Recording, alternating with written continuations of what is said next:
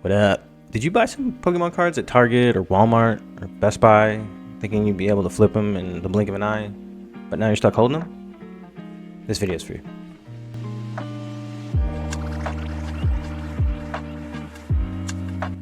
Thank you for checking out the video. My name's Kyle. This is Spin Out Cards. Make sure to leave a like on the video, subscribe to the channel if Pokemon content is your thing. I'm gonna get it right out of the way up front. I'm not judging anybody. I understand the hustle. I think there's way better ways to spend your time than waking up at 6 a.m. to wait in front of GameStop or hunt down an MJ Holdings employee trying to catch the restock at a Walmart. But I'm here to offer you 4 solutions. If you came into some Pokemon product that you thought was going to sell very easily, now all of a sudden it's not, and you're stuck with the metaphorical bag. Let's get right into it. So the Pokemon market for the past 5 to 6 months, definitely since Surging Sparks and Prismatic Evolutions, has been in an absolute dumpster fire. There's people fighting in Walmarts. There's people getting thrown to the ground in Costco's. It's wild out there. Watch your back if you're going to buy Pokemon cards in a public space. It's no secret that posts like this are a daily occurrence on any social media platform where you can purchase Pokemon cards.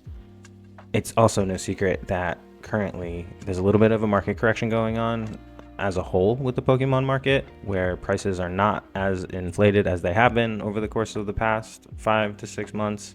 And the newest sets are definitely the ones that are suffering the most, and it's also the ones that people are stuck holding, who are the ones going into all these places trying to grab and buy and sell, resell as much of it as humanly possible.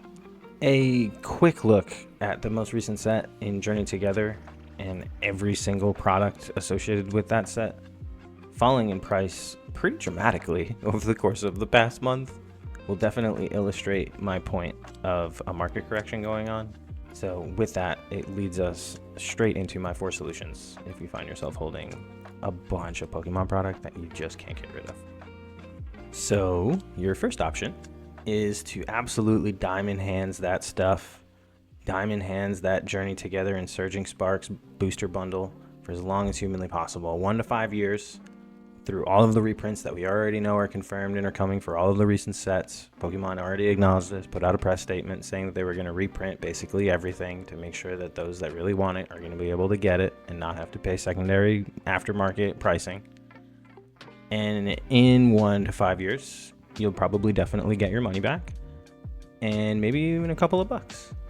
Not an immediate gratification sort of situation, but hey, at least you didn't lose money. Option number 2. There's this thing in the Pokemon card market called the race to the bottom.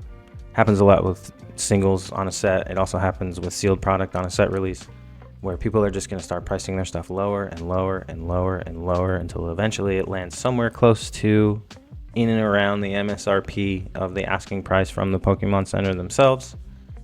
And if you're holding a whole bunch of product right now, scared that you're not going to have enough to flip into Destined Rivals on its release, I would advise getting on that train and pricing things closer to MSRP and not trying to make some ridiculous amount of gain off of a booster bundle, an ETB, whatever it is that you got at Walmart. Option number 3, now bear in mind, this is probably my favorite, if not my second favorite option here, is instead of trying to sell it, use it for trade.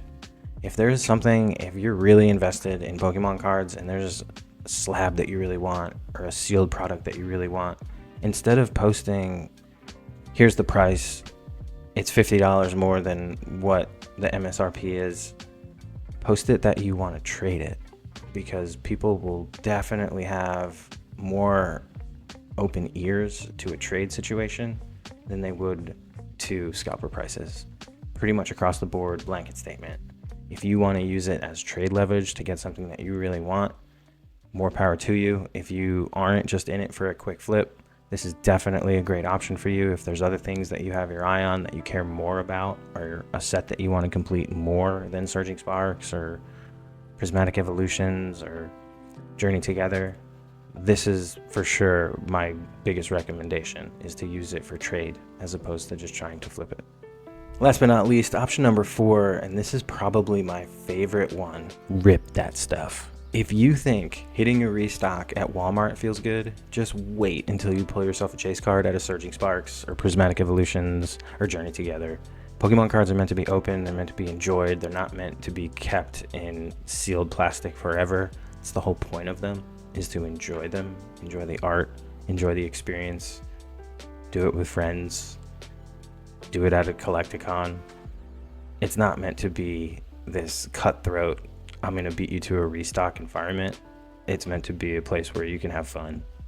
And I feel like people forgot all about that over the course of the past 3 or 4 months. So there you have it. 4 things you can do with your scalped Pokemon cards.